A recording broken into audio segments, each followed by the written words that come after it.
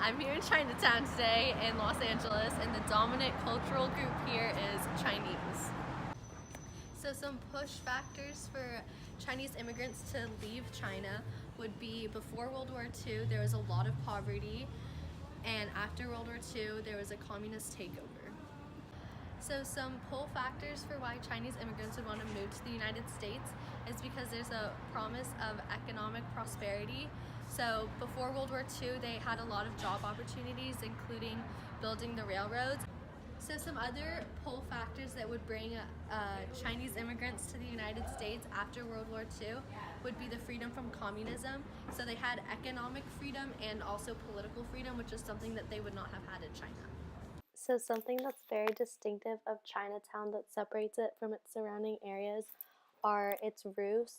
These are ancient Chinese roofs where at the end of the roof it is curved, and according to my research this is called fly eaves, and it is a traditional Chinese architectural style.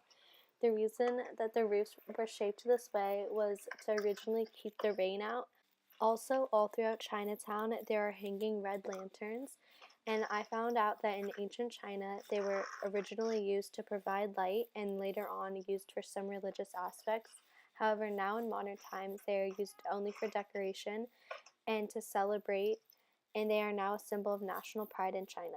I also noticed there's quite a bit of red in Chinatown, and that is because the Chinese believe that red is a color of luck, and it traditionally is a symbolic color of happiness. So to get a taste of authentic Chinese food, we stopped at the Yang Chow restaurant. Their menu was full of a variety of different authentic Chinese foods.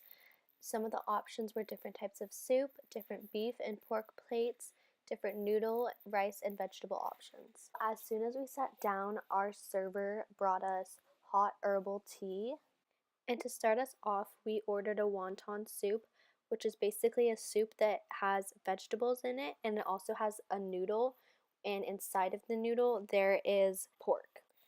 After that, we got beef fried rice, and inside of this it is eggs, rice, and beef. I really enjoyed both the wonton soup and the beef fried rice.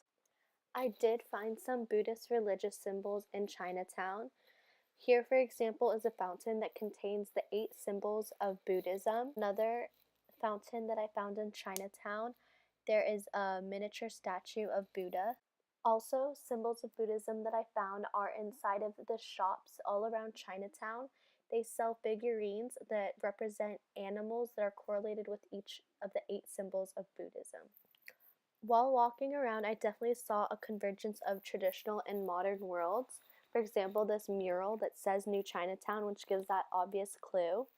And also there's a section of Chinatown that has these little small motorized rides, which are obviously meant for little children. I guess my sister did not get that memo.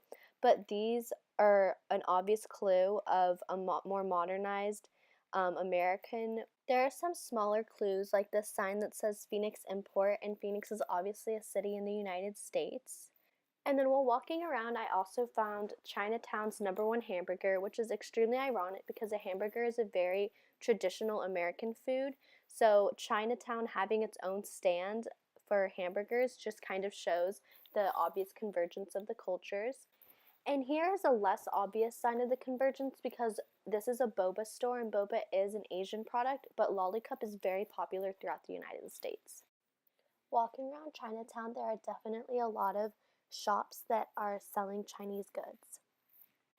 In the stores, there's also a lot of jewelry and clothing and different types of figurines that represent the symbols of Buddhism. There's nothing that I would necessarily find strange or that sticks out a lot to me other than the fact that a lot of the jewelry and clothing is red. Something unique I found in one of the stores was they were selling incense, and they also had incense burning, and that is not something that you would commonly find in America. I think it is very helpful for immigrants to live near an ethnic enclave because it is easier to adjust and feel comfortable in a new country around people that have the same culture as you, people that eat the same foods, speak the same language, and practice the same religion.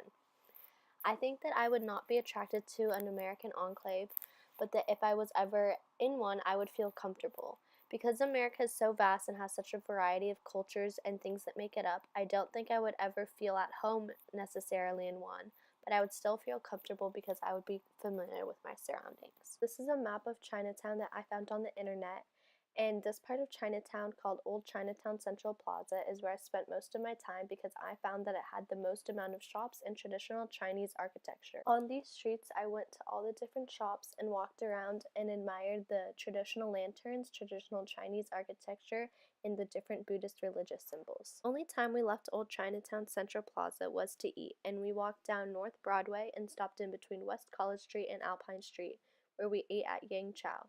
Something interesting I learned about the geography of Chinatown was how Old Chinatown Central Plaza seemed to be the focal point of Chinatown. Although it wasn't the very center of Chinatown, it had the most shops, and the traditional architecture of the buildings was most similar to what you would find in China. The farther and farther we got away from Old Chinatown Central Plaza, the more and more modernized and commercialized the buildings, shops, and restaurants would be. We often found signs and prices written in English, where in Central Plaza everything was written in Chinese.